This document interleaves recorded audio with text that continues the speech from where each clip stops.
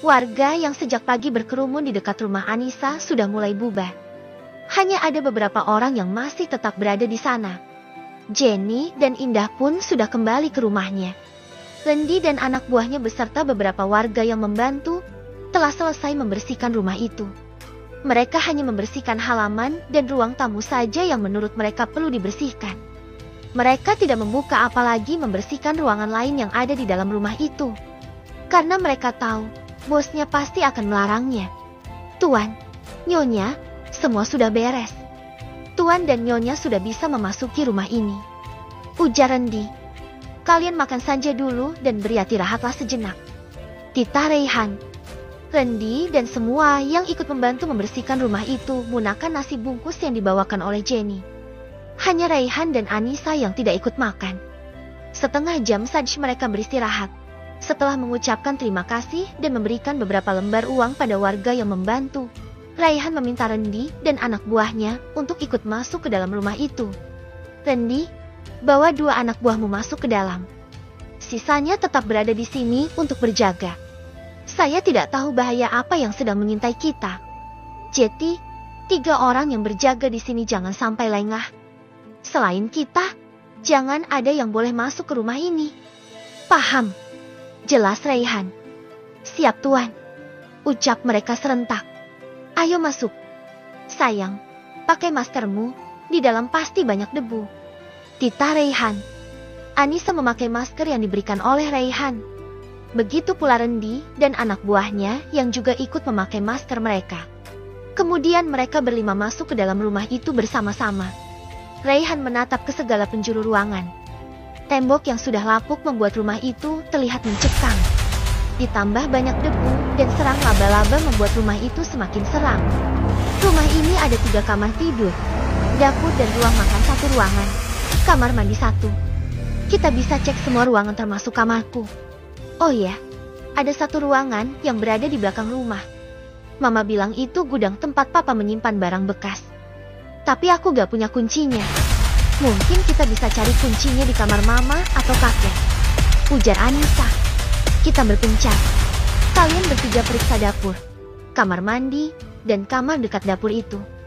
Ujar Raihan sembari menunjuk ke arah yang dia sebut. Itu kamar kakek.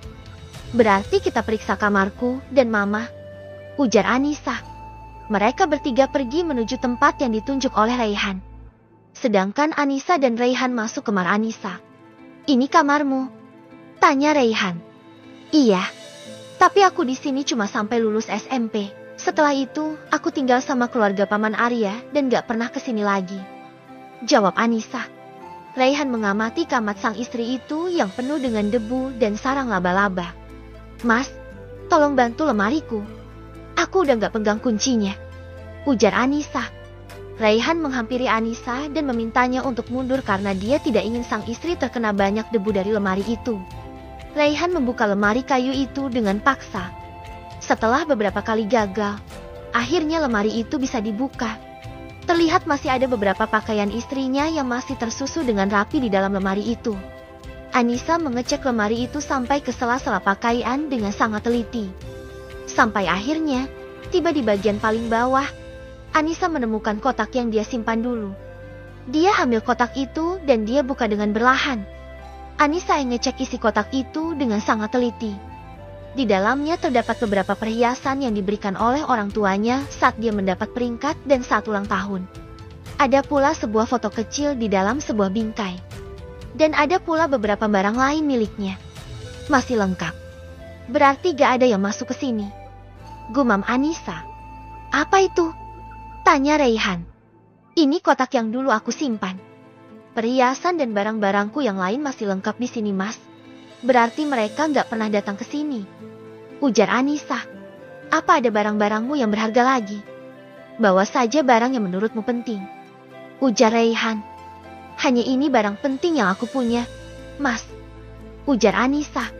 Ya sudah, kita ke kamar sebelah. Ujar Raihan. Anissa mengangguk dan mengikuti langkah sang suami. Mereka berdua masuk ke kamar yang ada di samping kamar Anissa. Ini kamar mama. Aku yakin ada barang berharga yang tersimpan di sini. Ujar Anissa. Reshan dan Anissa mulai membuka satu persatu pintu lemari yang ada di sana. Tidak lupa, mereka juga membuka semua laci yang ada di dalam lemari tersebut. Segala sudut di ruangan itu mereka periksa dengan teliti. Saat Raihan membuka tumpukan baju di salah satu rak lemari, terlihat sebuah laci di bawah tumpukan baju itu. Raihan mengira itu adalah laci tersembunyi yang sengaja disembunyikan dengan menunjukkan baju agar tidak ada yang melihatnya. "Sayang, coba kemari," panggil Raihan. Anissa melangkah menghampiri Raihan yang sedang menyingkirkan baju yang menghalanginya. "Ada apa, Mas?" tanya Anissa. "Ada laci di dalam tumpukan baju papamu," ujar Raihan. "Bisa dibuka nggak, Mas?" tanya Anissa. "Sepertinya bisa," jawab Raihan. Raihan membuka laci itu dengan perlahan. Di dalamnya terdapat beberapa kunci dan beberapa dokumen. Anissa mengambil dokumen bersampul biru itu dan membukanya. Di dalam dokumen tersebut berisi sebuah surat pernyataan kepemilikan saham terbesar dari PT Ast Group. Kepemilikan saham. "Jadi, selama ini Papa punya saham. PT Ast Group itu di mana, Mas?" "Mas tahu gak?" tanya Anissa. "Aku tahu. Perusahaan itu ada di Jakarta dan sudah mempunyai cabang di beberapa kota di luar negeri," jawab Raihan. "Jadi, sebenarnya papaku kaya. Tapi kenapa Papa nggak pernah bilang? Apa ini pekerjaan Papa di kota?" gumam Anissa. Raihan benar-benar tidak menyangka dengan apa yang dia temukan itu. Awalnya dia ragu dengan informasi yang diberikan oleh Randy padanya. Tapi dengan melihat surat itu, apa yang Raihan ragukan sudah terbayar. Dia memang tanpa sengaja pernah mendengar nama Abimana disebutkan oleh orang tua Sheila sebagai pemegang saham terbesar di perusahaannya. Namun dia tidak tahu Abimana mana yang disebutkan itu. Sampai Raihan melihat nama Abimana tercatat sebagai ayah dari Anissa, membuat dia yakin bahwa nama yang dia dengar adalah orang yang sama, yaitu papa mertuanya. "Handrian Abimana itu kakekmu kan?" tanya Raihan. "Kakek dari papaku. Papa itu aslinya bukan orang sini. Yang asli orang sini itu mamaku. Tapi dari dulu aku tinggal di sini bersama keluarga mama," kata papa. "Papa itu anak tunggal. Orang tua Papa sudah meninggal sebelum Papa menikah sama Mama," jelas Anissa. "Lalu, Paman Arya itu?" tanya Raihan. "Paman Arya adik kandungnya Mama," ujar Anissa. Pas dengan informasi yang Randy dapatkan. Gumam Raihan. "Kalau udah tahu kenapa tanya lagi?" gerutu Anissa. "Aku hanya ingin memastikannya darimu langsung," ujar Raihan. "Kita bawa semua yang ada di dalam laci ini. Apapun isinya, kita lihat nanti saja," ujar Anissa. Mereka berdua mengambil semua isi di dalam laci itu dan dimasukkan ke dalam kotak milik Anissa. Mereka membuka lagi laci yang belum mereka buka. Ada 2 buah album foto dan kotak perhiasan yang ada di sana. Saat mereka buka, kotak perhiasan itu sudah tidak ada isinya. Anissa tetap membawa kotak perhiasan itu beserta album foto yang ada di dalam laci dan menumpuknya di atas kotak miliknya. "Kenapa gak ada barang yang mencurigakan?" gumam Raihan. "Kita cari di tempat lain, Mas. Gudang juga belum kita cek," ujar Anissa. "Ya sudah, ayo keluar," ujar Raihan. Mereka membawa barang berharga itu keluar dari kamar. Bersamaan dengan itu, Randy dan kedua anak buahnya pun kembali dengan membawa sebuah kotak berukuran sedang. "Apa yang kalian temukan?" tanya Raihan. "Kami menemukan kotak ini di belakang lemari Tuan. Dan 1 buah album foto ini," ujar anak buah Randy. "Simpan semua ini di dalam mobil. Kita perlu mengecek gudang juga," titah Raihan. "Sebentar," ujar Anissa. Anissa membuka kotak miliknya yang dipegang oleh Raihan dan mengambil semua kunci yang dia temukan di laci lemari orang tuanya. "Kita bawa kunci ini, Mas. Siapa tahu salah satunya bisa untuk membuka gudang," ujar Anissa. Raihan menyetujui saran dari Anissa. Salah satu anak buah Randy membawa 2 kotak itu keluar rumah dan menyimpannya di dalam mobil. Setelah kembali, mereka berlima berjalan menuju belakang rumah. Terlihat sebuah pintu yang terkunci rapat. Randy mencoba membuka pintu itu dengan kunci yang diberikan oleh Anissa. Setelah dicoba, akhirnya pintu itu terbuka dengan kunci terakhir yang mereka punya. Randy membuka pintu itu dan mereka semua masuk ke dalam gudang tersebut. Dilihatnya sekeliling ruangan itu yang terdapat banyak barang bekas dan banyak kardus yang tersimpan di sana. Ini benar-benar gudang. Sepertinya gak mungkin ada yang menyimpan barang berharga di sini, ujar Anissa. Kita cek dulu semuanya. Siapa tahu ada sesuatu yang bisa menjadi petunjuk, ujar Raihan. Mereka mengecek gudang itu dengan sangat teliti. Semua barang yang ada di sana tidak luput dari pengecekan mereka. Randy memasuki gudang itu lebih dalam lagi dan melihat sebuah kardus berukuran besar di atas meja kecil. Randy menghampiri kardus itu dan membukanya.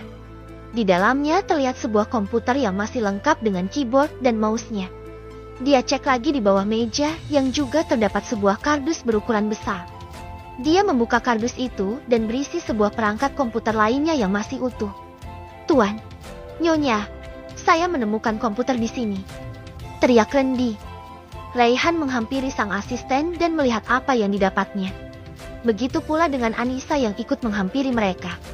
Coba buka. Masih nyala atau tidak? Titah Raihan. Ini masih nyala tuan, ucap Randy saat melihat komputer itu bisa dibukanya. Itu artinya komputer ini tidak rusak. Cek semua yang ada di dalamnya, titah Raihan. Mas, ada flash disk, ujar Anissa yang melihat sebuah flash disk hitam di sudut kardus. Flash disknya kita simpan dulu. Kita lihat yang ada di dalam komputer saja dulu, titah Raihan. Anissa menyimpan flash disk itu ke dalam saku celananya. Sedangkan Randy membuka komputer itu dan memerik semua isinya. Ada beberapa video dan file yang tersimpan di dalam komputer itu. Randy otak-atik lagi komputer itu sampai dia menemukan sebuah video CCTV yang masih terhubung di komputer itu. Di rumah ini ada CCTV? Tanya Raihan. Aku gak tahu mas, jawab Anissa. CCTV-nya masih aktif tuan. Berarti selama ini tidak ada yang mengetahuinya, ujar Randy. Rumah ini sudah kosong sejak 4 tahun yang lalu. Berarti CCTV yang terpasang bukanlah CCTV biasa, ujar Raihan. Tapi aku gak pernah lihat ada CCTV di rumah ini, ujar Anissa. Sepertinya CCTV yang papamu gunakan adalah CCTV yang kecil sehingga akan sangat sulit untuk ditemukan jika tidak dengan sangat teliti. Aku juga tidak melihatnya saat masuk ke rumah ini, ujar Raihan. Ren, cek semua CCTV yang ada. Aku yakin di sini tidak hanya ada satu tapi lebih, titah Raihan. Dan benar saja, saat Ren dicek ternyata ada 3 CCTV yang terpasang di rumah itu. CCTV itu terpasang di ruang tamu, teras, dan dapur. Sepertinya kita harus membawa komputer ini ke kota. Kalau kita lihat semuanya di sini akan memakan waktu yang lama, ujar Raihan. Sepertinya kita harus mengalihkan CCTV ini ke laptop tuan, agar CCTV yang terpasang tetap bisa berfungsi bila komputer ini terjadi kerusakan saat kita bawa, ujar Randy. Ambilkan laptopku di mobil, titah Raihan pada salah satu anak buahnya. Anak buah Raihan pergi mengambil laptop kerja Raihan yang selalu dia bawa kemanapun dia pergi. Tak selang lama, dia datang membawa sebuah laptop di tangannya. Ren, lakukan, titah Raihan. Randy dengan sigap memindahkan saluran CCTV di rumah itu ke laptop Raihan. Setelah semuanya beres, Raihan meminta anak buahnya untuk membawa komputer itu ke dalam mobil. Lalu mereka melanjutkan lagi pencariannya di dalam gudang tersebut.